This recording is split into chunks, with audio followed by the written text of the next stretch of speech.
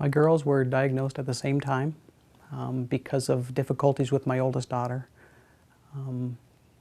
Sanfilippo Syndrome, or at least an MPS disease, was considered one of the possibilities of what they could have. When Reza was diagnosed, there really was no hope given in reference to cure or treatment of the disease, only hope as to how to handle the symptoms that Reza was going to have. You feel isolated because people around you cannot understand what you're going through. Basically, we just accepted it pretty well right from the beginning, that this is how it was going to be, and that we would have to learn to live in his world and just get used to the idea. Where I feel very fortunate is, as a wife, is that we're a good team, and that's how we cope with this situation, because I couldn't do it by myself. And I know there's a lot of parents out there that split and they end up doing it on their own. In the MPS family, like there's several different related ones, it's an 80% divorce rate. That's how high it is. My wife and I were dedicated to our girls, and as a result, we did not have a life of our own. What keeps us going is that there's a lot of give and take and a lot of playing off each other and making sure that our own needs are met. I think he can read the insides of everybody. He's got this glow in his eyes when you look at him, and he just smiles with his eyes, and his whole, your face would light up as you look at him, and he's just a sincere, genuine judge of character. She loves people, and she still does. She will reach out and hug a perfect stranger, or grab their arm, or hold their hand. He's happy all the time. He greets everybody, and he touches everybody's heart. I keep recalling getting new appliances with large cardboard boxes and cutting holes in them, and having me climbing around these boxes on my hands and knees with the girls in the boxes and poking my hands through the doors, the little windows that I had put inside the boxes, and the squeals and the laughter was just something I'll never forget. We located a house that we thought would be better suited for their needs, knowing that the kids would probably need wheelchairs in the future. We had to find a house that would be better suited perhaps for an elevator, or a situation that would allow us to care for them in a better way than we knew that this house would. Physically, his motor skills have decreased. I can't really leave him unattended in reference to standing up. We always have to hold his hand. It's difficult at this stage of the disease because we're very isolated, because we can't take him anywhere, and or at least it's limited where we can go. And it's where other teenagers are out doing things, Matthew's at home, and we're having to look after him. Sean used to sing happy birthday all the time. He loved playing basketball. He would bounce the ball, like, just amazing. Everybody would look at Sean, and they would try to compete with him too, see how long he can bounce the ball. He's unable to do that now. I think the biggest change that we've noticed with Alyssa is her inability to talk, and that's been really the hardest thing to see change. It's been the most drastic change with her. She was just such a vibrant young girl, just always full of life and conversation and personality.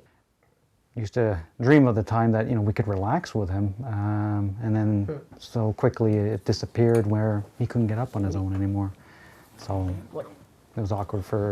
On one hand, we were glad that we could relax a bit more, but it was kind of sad that he wasn't able to get around and be the little boy that he should have been. So part of Sanfilippo is a steady regression, I guess, in his abilities to do everyday functions, and right now, with there not being any treatment or any cure, the future doesn't look so bright. So kind of have to take things a day at a time, and hope and pray that something does change. So our future is different than someone else's with a healthy child, and we just take things day by day, and plan for maybe tomorrow, but make sure that we fulfill today the best that we can. You know, from the kids being diagnosed back in 1984 to here in 2000, that knowing that there was next to nothing going on, to meeting the Lintons and seeing what they had done for the foundation and for, you know, for children in general with Sanfilippo syndrome, seeing everything on the tables and all the people that were there. They were there for one reason, and that was for the Sanfilippo Children's Research Foundation and to do things to raise money for kids like mine. It is incredible to me the number of people that I have come across who know about the Sanfilippo Children's Research Foundation because they've just gotten their name out and they've done a terrific job with the public awareness. The foundation has given us resources to connect with other families, and to me that's so vital. I need to speak, and I need to speak to other moms who are going through the same thing, and having that support system is crucial for us. It's been unbelievable, the support that people have offered us in getting information for us, or I've heard of this kind of wheelchair, or just always willing to help out in some way. It's been tremendous and it has made such a huge impact on us and our family life. Just knowing that there's other families out there that have either walked the steps that you have in front of you, and that there's other families that are going to have to walk the steps that you've already taken. It's so wonderful to know that you can just pick up the phone and call them when you need to, and that we're there to help each other and we're there to be together. And the community of Sanfilippo families have been really wonderful and to get to know. And as a Sanfilippo parent, I'd like to thank the Lintons and the Sanfilippo Children's Research Foundation, what they have done for Sanfilippo syndrome, for all the kids throughout the world. We really appreciate the efforts that have been put forth by the people that come to the gala and to all the fundraising activities that occur throughout the year. Not only do they open their hearts and their minds, but they open their pocketbooks so generously. It's absolutely incredible.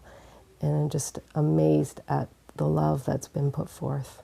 The research that we have been able to fund has been very successful, and the scientists have gained wonderful knowledge and have learned so much and are very focused on what they need to do next and where their research should be directed, and to the point where a number of them have been published in medical journals, and that's a huge tribute to them. Mm-hmm.